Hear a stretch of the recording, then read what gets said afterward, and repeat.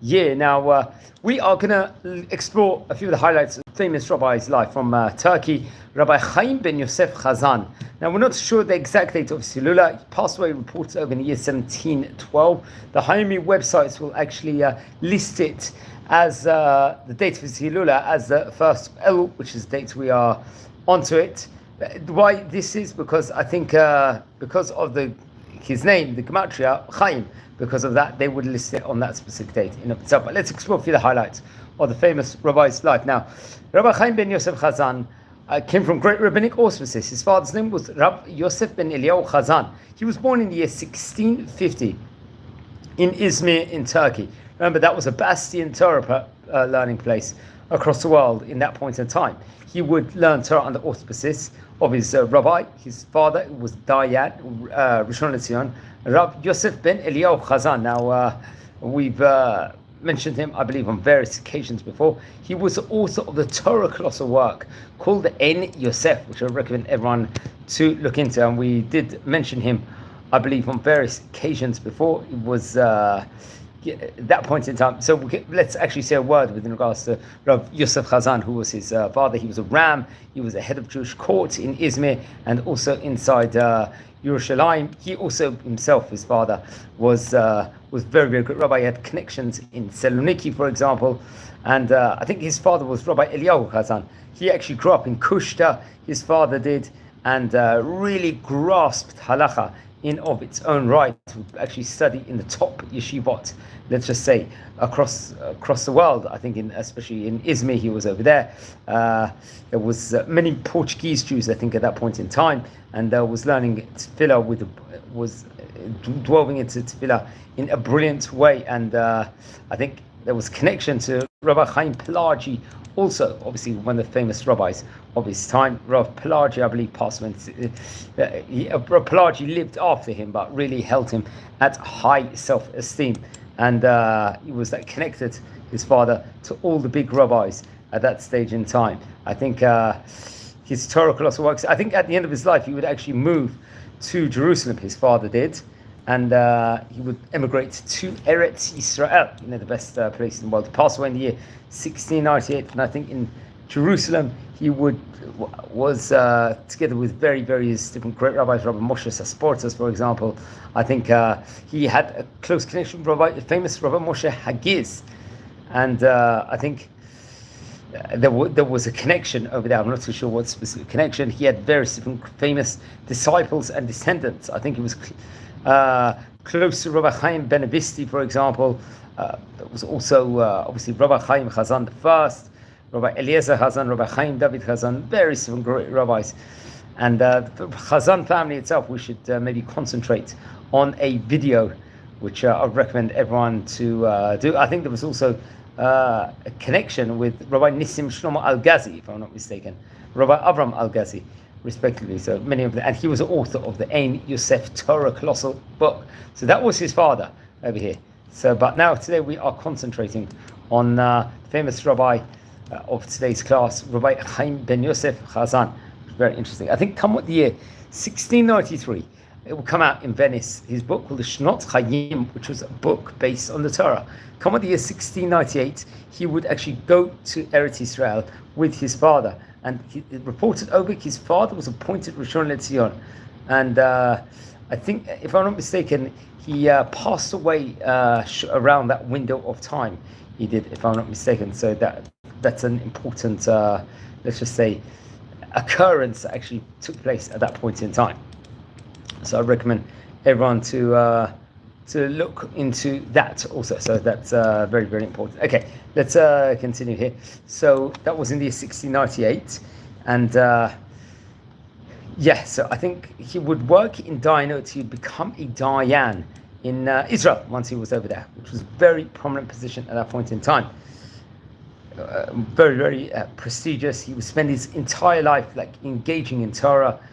Had various different generations of great Torah scholars. I think in his generation, for example, there was he would have among his descendants Rabbi David ben Chaim Hazan, who was the author of the Choseh David book. I think that would actually come out in the year 1724 in Amsterdam. Remember, Amsterdam was a bastion Torah learning place across the world without a doubt, which we have to point out. And he himself was a great author of various different books. His son was, and I think we did actually say a video within regards to him also, which we have to point out. Remember, the book was Jose David. Well, actually, maybe we'll say something about his son now that we are on topic. I think his son actually passed away in the year 1748. He was obviously a rabbi. He was he came from very, very great rabbinic auspices in itself. He would spend time all over various different places and be associated with various different great rabbis all over the time. It wasn't just that specific book that he would actually write. He would author other great Torah books, including the Agan HaSahar, Kilot Ben David, and David B'Metzuda. These are books that we've spoken about on various occasions before. And I think he was very well traveled also, his son. He went to Vienna, he went to Hamburg, Amsterdam, various different places also, and was very, very well connected. So that we have to point out also. So he left great descendants. Okay, let's continue with regards to him. So I believe his grandson was Rishon LeZion, Rabbi Raphael Yosef Hazan, who was author of the Chakrei Lev. Let's say a word with regards to Rabbi Raphael. To be a Rishon LeZion is one of the most prestigious positions that someone could definitely have without that. I think he was born in the year 1741, his grandson. He passed away in the year 1820. He was 18th Rishon LeZion, I think, for about 2-3 year period, sandwiched between Rabbi Yaakov Koral and Rabbi Yom Tov Danon, really great rabbis. He was connected to various other rabbis, including Rabbi Yaakov Al-Ba'ali, Rabbi David Abu Lafia, Rabbi Yitzchak Nunis Bilmonti, and Rabbi Raphael Ardit, various different great rabbis. He lived that time period of Rabbi Yom Tov Al-Gazi, Rabbi Yitzchak Mayo, Rabbi Yitzchak Gatiyanoa, Rabbi David Amado, Rabbi Raphael Ashkenazi, really great rabbis. He himself would have his grandson, various great children, including Bachor Chaim, Rachamim Eliyahu, Eliezer Gershon, Yitzchak, Chaim David Hazan, and various others. So it's very interesting. It's an entire rabbinic, let's just say, painted family. So that was his grandson, was Rishon LeZion, chief rabbi. Now, come what the year, in 1712, you go on as a Shluchei Rabbanan, a rabbinic emissary from Jerusalem to various cities, I believe in Poland. But I think he passed away sadly in the town of Mir, near the provincial city of Novohardok. So we're not too sure the exact date when he passed away, but because of the gematria of Chaim, the Chaimi website will mark it, the Hilula, on Aleph Elo. I think the second chelek of his book, of the Shut the Ginat Varadim, was published in the year 1717. I think through the help of, if I'm not mistaken, Rabbi Avram ben Mordechai Halevi. This was various different answers. It was published, I think, in the Eben Ezer, respectively. And I would recommend that. Let's explore the highlights from these books, which is very important to point out. Shonot Chaim, for example, I think in Daf Yud in Amud Aleph, it will actually say, Melamed she'im lo yilmad mitzvat kibut horim lo yasena ketekana. Another teaching is over here from his Torah colossal work in Kuf Yud Bet in 112. Melamed she'afilu enu yodea kol kach ma shelomed sechara gadol. So just importance of learning Torah, how important it is. Another teaching, Melamed ubediyu Hashem yishivun shelo kibutui Mitzrayim. This comes from page 131 from the book, Amud Bet, and I think it was printed in the year 1693. Another teaching using notes from the Homi website. Melamed, Malat Gomel Chesed Imani, She'en Maklim Bo Shuhu Ani. This comes from page 110. Melamed Shlo Matriach Et Abriut, Bishvil Ayuto Kore Betorah. This comes from page, I think, from Daf Reshut Chet from Amud Aleph, if I'm not mistaken. And one final teaching from his book, Melamed, She'im Noda B'Sharim Ba'ala, Naama Shevadai, Hi Gam Tzadeket. This is another Torah work, I think, coming from page 176, if I'm not mistaken. So various different colossal teachings over here. And friends, we're a community here. We're learning about famous rabbis of yesteryear. Now, if you descend from any of the great rabbis we are speaking about here, in today's series, please send me an email.